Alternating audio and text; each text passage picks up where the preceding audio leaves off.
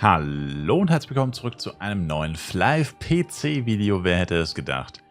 Und ich bin auch nur knapp 3 Wochen zu spät dran, um das neue Event vorzustellen. Beziehungsweise die Events, aber wir werden uns jetzt nur ganz kurz angucken. Eine interessante Sache, die gerade läuft, ist das erweckte Stats erhöhen und erneutes Würfeln Chance-Erhöhungs-Event. Die Namen auf Deutsch sind mittlerweile so wild. aka Awakening Reroll Event. Und letztendlich handelt es sich dabei einfach nur um das Event, wo man erstens eine erhöhte Chance hat, positive Werte durch die Change Awakening Scrolls zu bekommen und dass die Werte auch höher sind als der normale Maximalwert. Heißt im Endeffekt einfach, wie es man in der Liste sieht, statt maximal 19 Crit Damage kann man bis zu 21 bekommen. Heißt natürlich nicht, dass jeder Roll 21 ist. Es kann aber passieren. Und wie gesagt, grundsätzlich die Werte sind erhöht und alle Maximalwerte sieht man eben in dieser Liste. Und das Ganze geht nicht für Pets, aus irgendeinem Grund. Für Pets geht es nicht. Und die Werte sind natürlich dauerhaft, wenn man sie auf sein Equipment packt.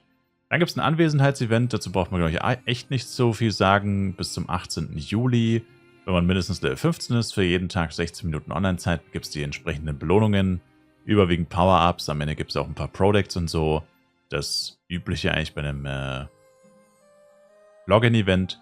Und das Sommerfestival-Event selbst ist, finde ich, vom Umfang her relativ kompakt tatsächlich. Hier wird einmal dieser Summer's Eve-Coupon aus dem Möge Flive mit dir sein Event, den man ja dort erwerben konnte und aufheben sollte, stand er da, dass man das irgendwie für ein späteres Event brauchen wird oder gebrauchen kann. Und den kann man jetzt hier eben verwenden. Außerdem gibt es verschiedene Belohnungen. Und zwar einerseits hier also das ist quasi das, was es hier oben gibt. Und die Belohnungen davon. Und dann gibt es noch das Teil 2 im Endeffekt mit dem Sommerfest Dummer Bulle, Dumb Bull Event, wo man einfach nur diese Dumb Bulls in der Open World jagen muss. Die droppen 4 verschiedene Items. Und diese Items kann man dann wiederum gegen verschiedene Buff-Gegenstände und oder Change Awakenings eintauschen. Jeden Tag kann man Zutaten sammeln. Das finde ich zumindest der interessanteste Teil von dem Event.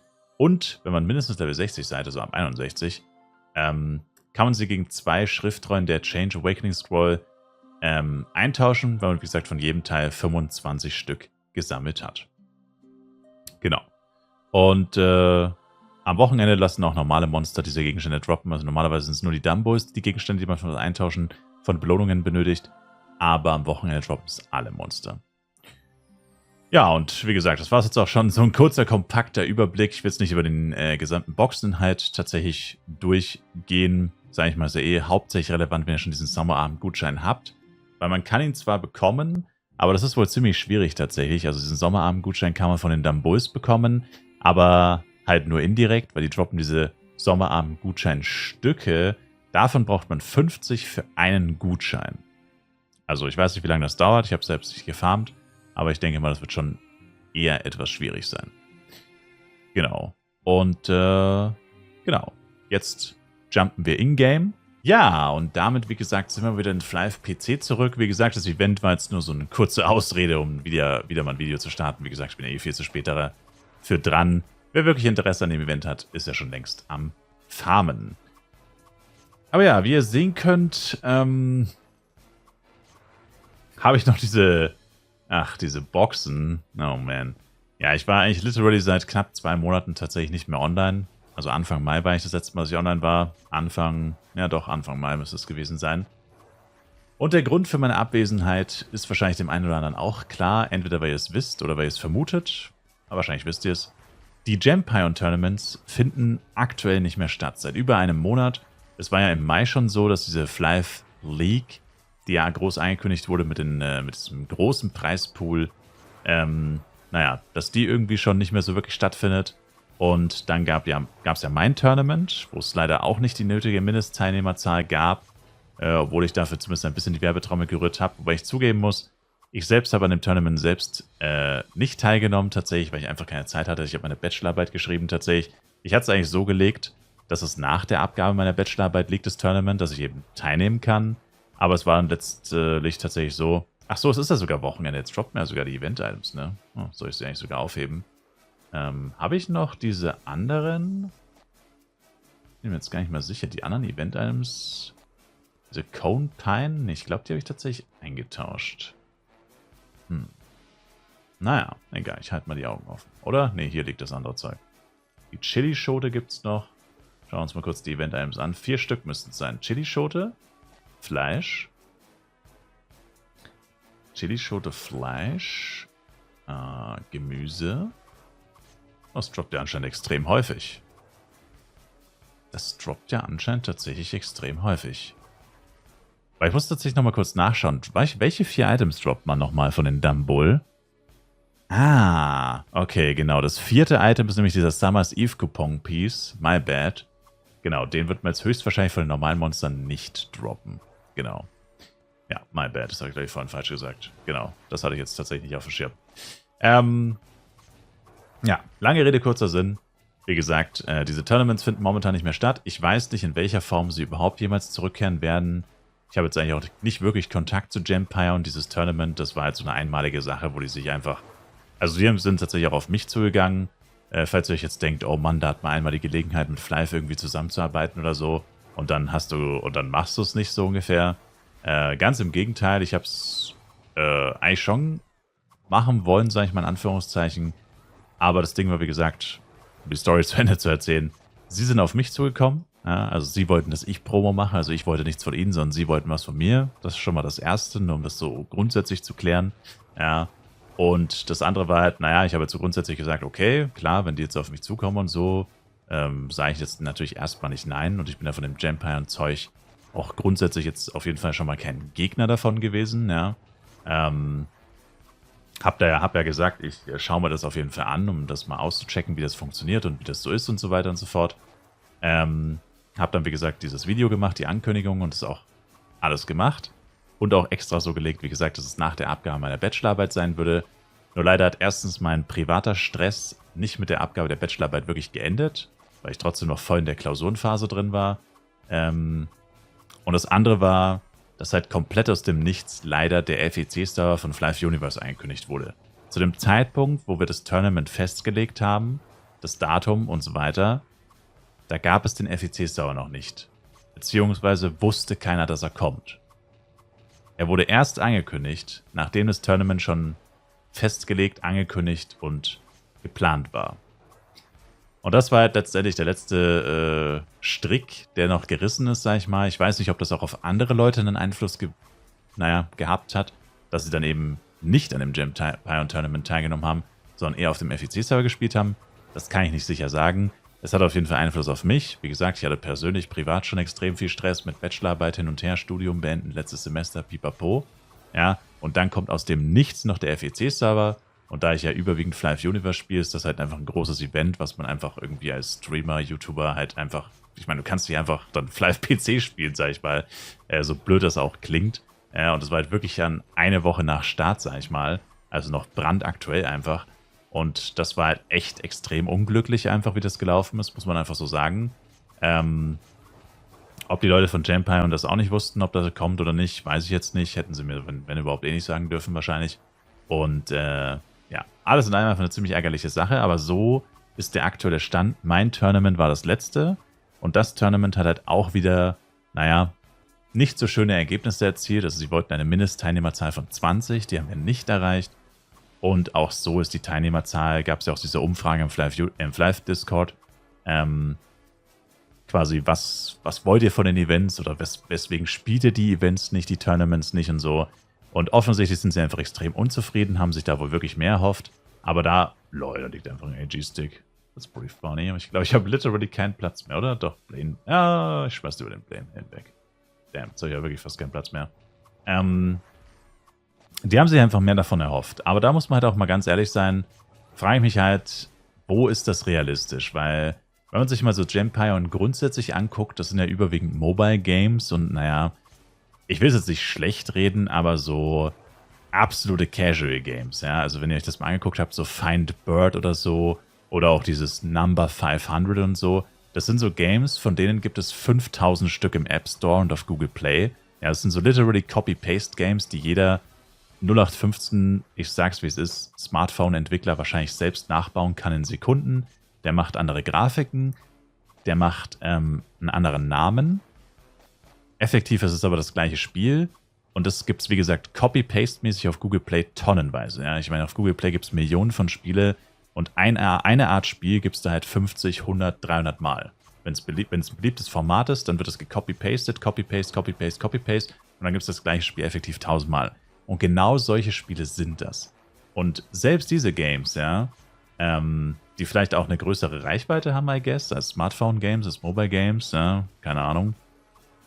Selbst die erzielen dafür, dass sie so zugänglich und einfach gestaltet sind. Ich meine, bei Flive PC, du musst dir erstmal einen Account erstellen, du musst dir das Spiel runterladen, du brauchst einen Computer.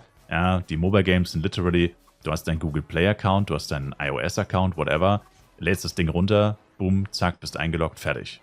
Dann musst du nur noch auf Genpire und deinen Namen eintragen und das Ding ist erledigt. Flive ist da, wie gesagt, schon deutlich aufwendiger, plus du brauchst einfach einen PC, was halt eine zusätzliche Hürde für viele wahrscheinlich darstellt. Und wenn man sich das im Vergleich anguckt, sind diese anderen Spiele jetzt auch nicht wirklich so viel populärer. Sie sind traurigerweise populärer, aber wie gesagt, das liegt wahrscheinlich auch wirklich an einfach dieser viel niedrigeren Zugangsbarriere. Und grundsätzlich kann man einfach sagen, fand ich die Erwartungshaltung oder denke ich, die Erwartungshaltung von Genpire / Flive ist hier einfach viel zu groß gewesen, weil wir haben eine Community bei Flive PC, die ist nun mal mittlerweile extrem klein. Und offensichtlich war von Anfang an klar, NFT, Krypto, alles, was damit zu tun hat, ist extremes, damit wollen wir nichts zu tun haben, so ungefähr. Also könnte man schon mal von Haus aus ausgehen, dass wahrscheinlich mehr als die Hälfte oder weit mehr als die Hälfte daran schon mal kein Interesse haben wird. Und wo verbleibt man dann? Dann hast du vielleicht, was weiß ich, 20, 30 Leute, die potenzielle Kunden für sowas sind. Ja, pro Server vielleicht. Das heißt weltweit maximal 200 Leute, wenn es hochkommt, die vielleicht Interesse daran haben. Und das ist nun mal extrem wenig. Aber wenn man mal ehrlich ist, mehr ist einfach nicht mehr drin. Und dass man dann sagt, also bei weniger als 20 Teilnehmern pro Tournament, die ja teilweise auch wirklich täglich stattgefunden haben und so, sagt man, na, das ist uns zu wenig, das reicht uns nicht, bla bla bla. Ja gut, wie soll das funktionieren? Ja, und wie gesagt, das ist ja das, was ich gerade gesagt habe, das waren jetzt nur Schätzungen. Ich meine, effektiv hat man gesehen, die meisten Tournaments hatten unter 10 Teilnehmer oder maximal 10 bis 20 Teilnehmer. 20 war extrem selten, haben wir eigentlich nie geknackt, meistens waren es weniger. Ist halt einfach eine Tatsache, dass man da offensichtlich die falsche Erwartungshaltung hatte und dass man aber direkt hingeht und ein 25.000 $ Tournament ankündigt und das dann aber abbricht, weil eben viel zu wenig Leute teilnehmen, viel weniger als man wahrscheinlich geplant hatte, ist halt auch wieder nicht die feine englische Art, weil ich meine, naja, sie haben das angekündigt, dass das stattfindet. Sie haben einen Zeitplan vorgelegt, wann, wie, wo, was passieren wird. Und dieser Zeitplan ist effektiv außer Kraft. Das Tournament findet effektiv nicht mehr statt. Diese 25.000 $ werden wahrscheinlich niemals ausgeschüttet werden. Und alles in allem einfach eine absolute Katastrophe. Man kann es nicht anders sagen. Es ist komplett nach hinten losgegangen. Und ich habe ja gesagt, ich wollte dieses Tournament-Format so ein bisschen als Vorwand nutzen, um wieder Flive PC zu spielen, um zumindest ein bisschen aktiv wieder zu sein und dass man halt einfach die aktuellen Entwicklungen, so Events, neue Items gegebenenfalls und so weiter mitverfolgen kann. Wie gesagt, ich hatte jetzt auch einfach extrem viel Stress. Also selbst wenn die Genpire Tournaments stattgefunden hätten, hätte ich trotzdem nicht die Zeit gehabt, da wirklich sehr viel zu spielen, muss ich ganz ehrlich sagen. Aber ich hätte vielleicht zumindest ab und zu kurz reingeschaut. Aber das war halt wirklich so dieses Ding, okay, jetzt aktuell findet offensichtlich nichts Krasses statt. Wir haben ein neues Event pro Monat maximal. Und die Genpire Tournaments finden nicht mehr statt. Boom, bist halt komplett raus. Plus, wie gesagt, Flive Universe hat aktuell diesen FEC-Server. Das ist ein relativ großes Event dort und so. Da gab es jetzt für mich dann einfach keinen Grund mehr, hier wirklich reinzugucken. Aber ja, das war im Endeffekt so die Zusammenfassung der letzten 2 Monate. Genpire, wie gesagt, ich kann mir nicht vorstellen, dass sie das Tournament noch weiterführen werden, diese Tournament League. Wenn überhaupt mit großen Änderungen. Vielleicht planen sie gerade irgendwas, keine Ahnung, eine Werbekampagne oder so, um da mehr Leute an Bord zu holen. Vielleicht verarbeiten sie gerade auch ein bisschen Feedback. Aber ganz ehrlich, wie schon gesagt, da haben effektiv 10, 20, insgesamt vielleicht 50 verschiedene Leute teilgenommen und eigentlich immer die gleichen 5 bis 20 Leute. Nicht immer, bei jedem Tournament natürlich, aber so, du kanntest einfach jeden, der da teilgenommen hat. So klein gestrickt war das, sag ich mal. Und ja, selbst wenn du da jetzt Feedback verarbeiten würdest, es würde effektiv nichts ändern, wie ich es schon gesagt habe. Du hast eine kleine Playerbase, von der ein Großteil strikt gegen sämtliches Krypto-NFT-Zeug ist und so. Beziehungsweise musst du einfach von Haus aus davon ausgehen, dass einfach, egal was du ankündigst, ein großer Teil oder ein Teil einfach kein Interesse daran haben wird. Ja, die Leute wollen ja einfach ihr Game zocken, ihre Chars weiterspielen, ihren Spaß haben und wollen nicht irgendwo anders mit reingezogen werden, sozusagen. Ja, ich will das ja auch gar nicht so negativ klingen lassen. Das ist ja auch nichts Schlechtes an für sich. Ich bin ja selbst eigentlich begeistert, will ich jetzt auch nicht sagen. Das ist ein bisschen übertrieben. Aber ich bin ja grundsätzlich auf jeden Fall interessiert daran, an diesen Entwicklungen, weil es ist nun mal offensichtlich etwas, was Gala langfristig plant. Und da früh einzusteigen, das zu verstehen, vor allem eben aus meiner Position als Content Creator, Streamer und so, und das anderen Leuten dann auch erklären zu können, fand ich halt einfach wichtig, ja, und das halt dann auch nachzuvollziehen und so. Aber aktuell kann ich die Entwicklungen eben nicht so wirklich nachvollziehen, weil ich finde es eigentlich einfach nur schade. Und denke halt, man konnte es vorher wirklich wissen. Man hätte es vorher sich ungefähr ausrechnen können, wie viele Leute da spielen. Ich meine, alles, was ich gesagt habe, wie gesagt, sind ja random Schätzungen, ne? Gala liegen die genauen Spielerzahlen von jedem Server vor. Die müssen genau wissen, wie viele Concurrent Players gerade online sind. Jeden Tag, immer, die ganze Zeit, auch schon vor den Ankündigungen von den Tournaments und so. Die haben die Fakten. Die können das genau ausrechnen. Oder, sag ich mal, genauer schätzen. Ja, mit besseren Basiswerten und so. Ich kann nur random ins Blaue hineinraten, weil ich habe diese Werte nicht. Und dass man da, wie gesagt, von vornherein nicht schon ein bisschen vorsichtiger war, dass da keiner gesagt hat, dass ihr wollt ein Tournament von Januar bis November planen mit 25.000 $. Wäre es nicht klüger, vielleicht erstmal ein Tournament mit vielleicht 200 $ zu planen und gucken, wie das ankommt, und von da aus plant man den nächsten Schritt? Hat man leider nicht gemacht und dann ist man halt auf die Fresse geflogen. Ich meine, schöner kann man es nicht formulieren. Wie gesagt, ich habe es euch ja gerade erklärt, wie es ungefähr abgelaufen ist jetzt die letzte Zeit. Und ich bin gespannt, was noch kommt. Rappels sollte ja auch mittlerweile schon längst auf Gempion sein. Habe ich auch verfolgt. Ich habe mir sogar extra Rappels runtergeladen. Ich habe letztens auch ein Video über Rappels gemacht. War längst überfällig, not gonna lie. Also das hätte ich so oder so wahrscheinlich irgendwann gemacht, das Rappels-Video. Das Video selbst hatte mit Gempion tatsächlich auch gar nichts zu tun. Ja, aber ich habe es einfach tatsächlich endlich mal als Anlass genommen, mir das endlich mal anzugucken. Aber Rappels-Tournaments finden tatsächlich gerade auch keine statt. Es wurde zwar auf der Plattform hinzugefügt als potenzielles Spiel, aber genau wie Flive ist da auch wo es schon seit über 2 Monaten auf der Website ist, absolute Funkstille. Da passiert gar nichts. Ja. Ich werde das natürlich jetzt weiter im Auge behalten und euch, falls es Änderungen gibt, darüber informieren. Wie gesagt, ich bin ja, selber daran interessiert. Und finde es natürlich auch schade, dass jetzt sozusagen mein Flive-PC-Bezug so mehr oder weniger weggefallen ist. Oder mein Grund zu spielen, in Anführungszeichen, so ein bisschen weggefallen ist. Finde ich schade, weil ich habe das eigentlich tatsächlich, sofern mir das auch irgendjemand nicht glauben will, ist mir ehrlich gesagt egal. Aber ich habe es schon genossen, so alle 2 Wochen zumindest mal kurz reinzugucken, ein paar Stunden zu zocken und über die alten Zeiten zu reden und so. Fand ich eigentlich ganz nice. Und ich habe auch das Gefühl gehabt, es kam eigentlich auch ganz gut an, eigentlich so. Sowohl bei Flive Universe-Leuten als auch bei Flive PC-Leuten. Und ja, wie gesagt, finde es einfach schade, wie sich das jetzt entwickelt hat. Und bin auf jeden Fall gespannt, was die nächsten Schritte sein werden. Generell, wie es mit Flive PC weitergeht, ist ja auch so ein riesiges Mysterium. Oder so eine Sache, die man einfach unmöglich einschätzen kann. Was generell so die Pläne sind von Gala. Will man sich hier in die Community warm halten für was anderes? Ja, worauf wartet man? Welche Entwicklungen gibt es da im Hintergrund und so? Also all das ist auch irgendwie trotzdem noch so etwas, was interessant ist und wo man mal abwarten muss, wo das noch hinführt. Aber naja, wir werden sehen. Ich sage auf jeden Fall vielmals Danke euch fürs Zuschauen. Ich würde mich auf jeden Fall sehr über ein Like, Kommentar und auch ein Abo von euch freuen. Und ich hoffe, wir sehen uns auch im nächsten Video wieder. Flive PC-Video. Muss ich mal gucken. Also eine Idee, die ich jetzt hatte, ich meine, brauchen wir uns nichts vormachen. Ob ich jemals wieder so aktiv live spielen werde wie früher, ist eine gute Frage. Und ich dachte mir, vielleicht dieses Change Awakening Event einfach auszunutzen. Ja, vielleicht hier und da ein paar Changeaways auf Equipment zu knallen. Chance soll ja angeblich höher sein, mit besseren Maximalwerten. Davon sollte man sich natürlich nicht zu sehr reinbaiten lassen, weil das ist natürlich trotzdem so, dass es immer noch sau schwierig ist, einen Höchstwert zu erreichen, egal ob die Chance erhöht ist oder nicht. Aber ja, vielleicht gucke ich mal, was ich so habe, und dann kommt da vielleicht noch ein zusätzliches Video mit ein bisschen Change Awakening Stuff, was ja auch absoluter OG-Content wäre. Für jetzt aber, wie gesagt, erstmal macht's gut, haut's rein, danke euch fürs Zuschauen, bis zum nächsten Mal. Twitch-Link nicht vergessen, jeden Tag Livestreams und Flive-Streams auf Twitch in der Videobeschreibung. Haut rein, ciao, ciao.